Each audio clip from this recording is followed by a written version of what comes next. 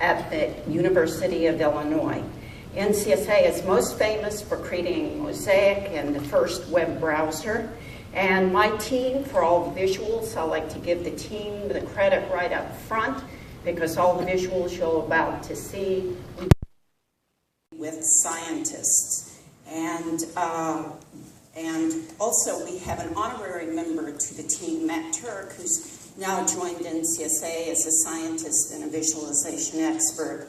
And Bob Patterson, again, if you have any questions about choreography, he was educated here at UT Austin and as a filmmaker. What you're seeing here is a supercomputer being built.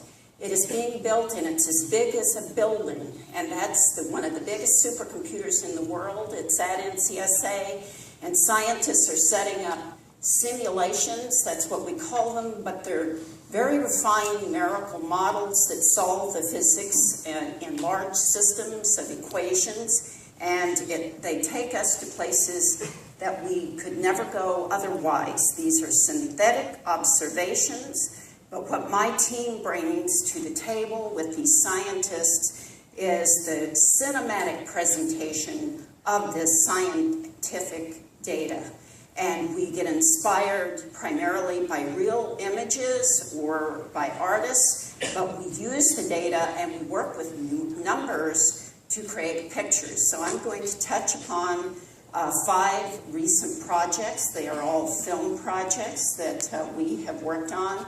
The first is Hubble 3D, which we're going to go into much more detail in a few minutes. We worked on, our team did the meandering choreographic flight path through up to and into the Orion Nebula, as well as the final shot in the film out to the cosmic web. And the cosmic web, we've worked with scientists for years. Jeremiah Ostreicher is a scientist that we've worked with, and we repurposed his data for Hubble 3D. We also did a couple of shots and worked with Dan Glass from the Terrence Malick film, The Tree of Life, which is a feature film, wonderful, visually rich film with really good science. And we also have worked on Space Junk, IMAX 3D film, and we repurposed some of the science from Jeremiah Ostreicher. Here you see in this large-scale numerical model of the cosmic web coming together. Gravity is pulling together stars in this gas, and they're colliding and forming galaxies and this enormous cosmic web, and it is in 3D stereo for this IMAX film. Dynamic Earth is another digital dome film that we've worked on. These are huge hemispheric images.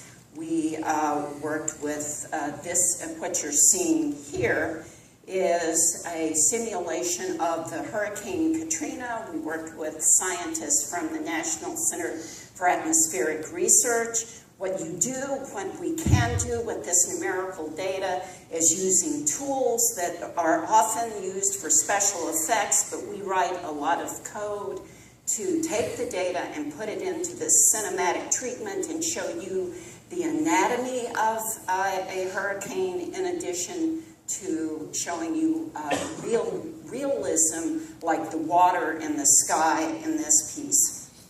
We use a plethora of software that we have developed and also off the shelf. We write routines for bringing the numerical data into the software. We have written open source and use open source software such as PartyView and YT, and we've developed and use Houdini plugins and Maya plugins.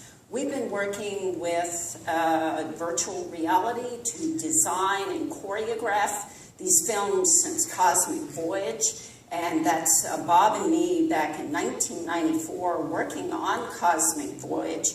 And today we actually can do and use the same virtual reality tool, which was originally in the cave, but now we sit and we can collaborate in front of large 3D stereo imagery and remotely collaborate way back, like with the Cosmic Voyage, but with scientists that are remotely located.